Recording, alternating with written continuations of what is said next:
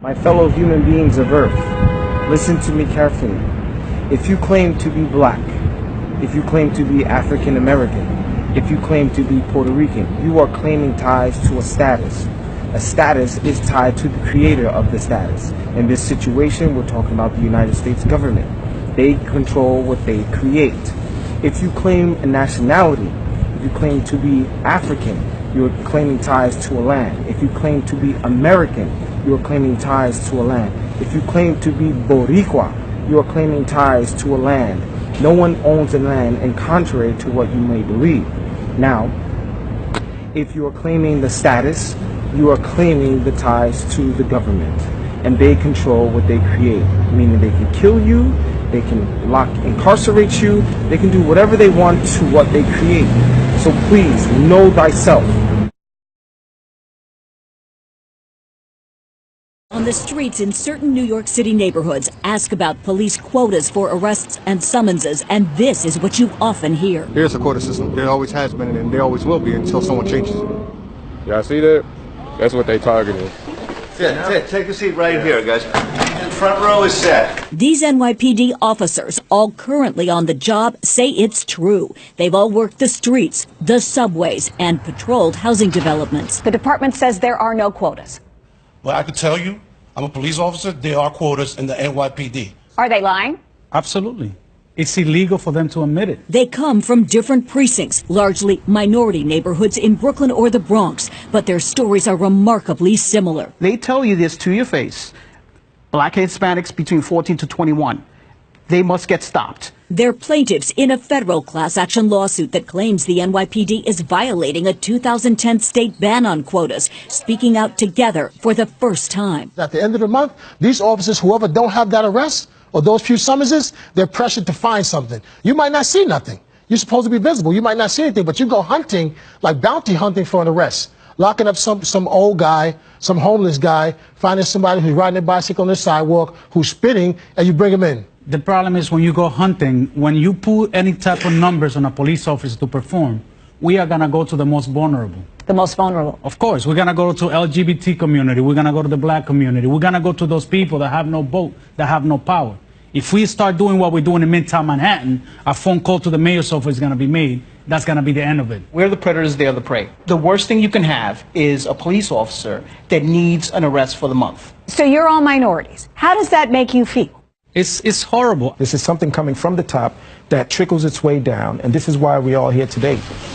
We first interviewed Officer Edwin Raymond last month. He says he's been recording conversations with NYPD officials for the past 2 years in an effort to prove alleged quotas and retaliation against cops who don't rack up numbers. They're breaking the law. Raymond's claims elicited this expletive from the police commissioner. Bullshit is my response to that. The commissioner insists his policies are focused on the quality of arrests and summonses, not the quantity. The officer's attorney. Is the commissioner lying?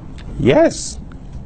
Commissioner Bratton is lying. How can you prove this? I can prove it with testimony, with recordings, with documents. All they want us to do is go out there and lock them up.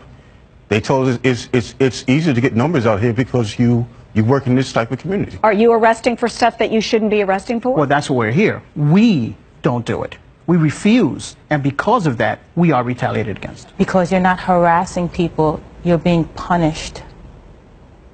You know? And it doesn't make for a great work environment because they want you to harass people. The lawsuit claims minority officers are punished more severely than white cops for failing to meet quotas. The city denies it. And the community are suffering the most. Because? Because the pressure, because the quota. Because the police department is like a whore pretending to be a lady. That's what they are. Are you worried? You know, this is a big step to come forward like this. It's not easy. It's not easy. We are the enemies. We are the people that nobody talk to. The culture of the department, we are the rats. That's how they call us. We are the rats that speak out.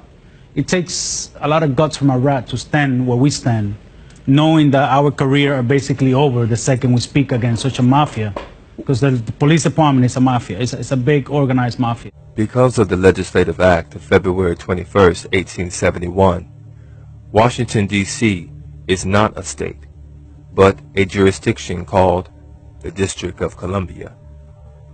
The evidence for this fact can be found in the 41st Congress, Session 3, Chapter 62, 1871, when they state, "An act to provide a government for the District of Columbia, be it enacted by the Senate and House of Representatives of the United States in Congress assembled, that part of the territory of the United States included within the limits of the District of Columbia be, and the same is hereby created into a government by the name of the District of Columbia, by which name is hereby constituted a body corporate for municipal purposes, and may be contract and be contracted with, sue and be sued."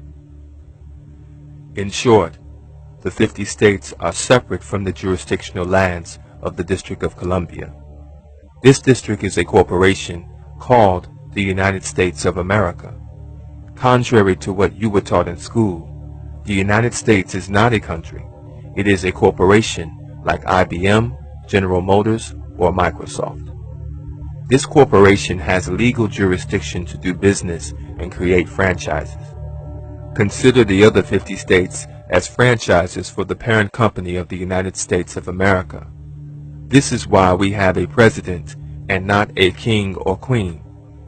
Only kings or queens can rule countries. Legally, a president cannot rule over a country, but can make decisions on behalf of the king or queen. In the case of the United States, that is exactly what our president does. We looked at the 14th Amendment, and we realized that this amendment was really a contract. It was an adhesion contract between the United States government and the citizenry of this country. What that meant for African Americans was this. It meant that the old days of slave ownership, where a white male owns a slave on a plantation, was done away with. And what the owners who owned those slaves did was transfer their property, which were the slaves, from the slave owner to the United States government under the 14th Amendment. And if you recall, when you study history, you'll know that many of the southern states and those slave owners were compensated for transferring their property over to the United States government. So what that means for black folks is this, is that you're not free, you are what is called emancipated. And an emancipation is not freedom. Emancipation is the transfer of property from one owner to another owner.